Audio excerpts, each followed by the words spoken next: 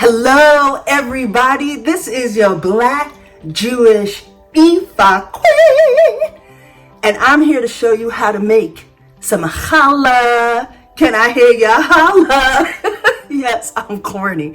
So anyway, I love making challah around the Jewish holidays, or I make it whenever I feel like I just want some challah.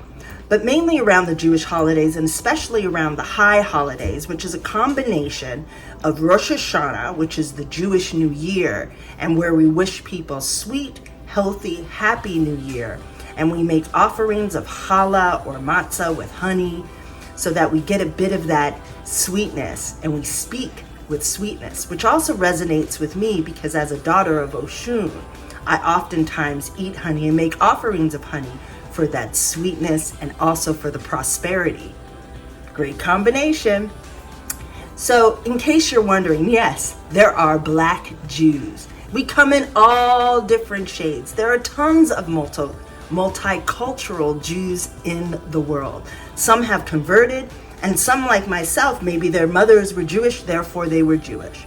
But I consider myself more culturally Jewish than I do about the religion part of Judaism. And there's different parts of Judaism, right? You have your Hasidic Jews, which normally wear adorned in the all black, and the women wear long skirts and the men wear the big hats. And then you have Orthodox Jews, and then you have conservative, Reform Jews, and then us, right? The people who are kind of Reform, maybe more cultural, go to temple just for the holidays. So that's basically how I put it in our family.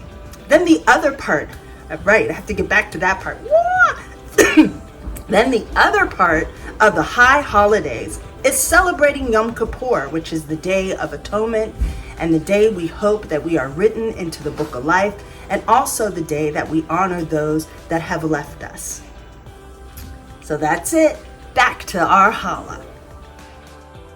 After you proof your yeast, you're going to add the yeast to a bowl, then add a half cup of sugar, a teaspoon of salt, and then 1 egg at a time.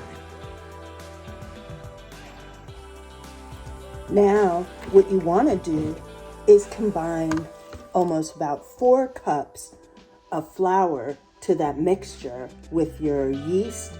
Remember, it's 1 cup of hot water to 1.5 packets of active dry yeast. I prefer this kind.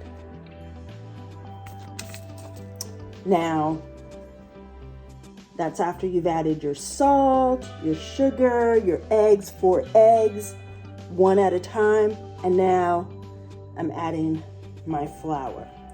Now, if you want, you can use a bread mixer.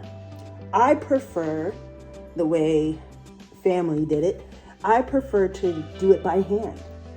I think you get a better consistency. So here I have 3 cups that I've put in so far.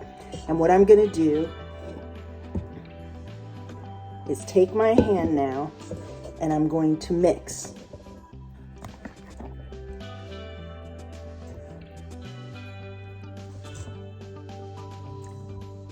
Like that. And I move the bowl around like if I did with a standing mixer, which you can do, right? So I'm moving it like that.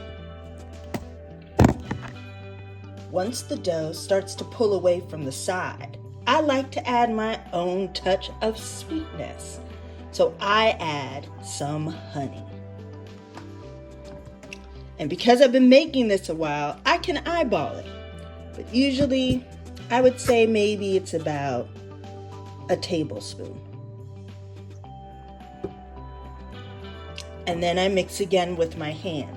You can also use a kneading hook attached to like a Cuisinart or a Black & Decker mixer, stand mixer.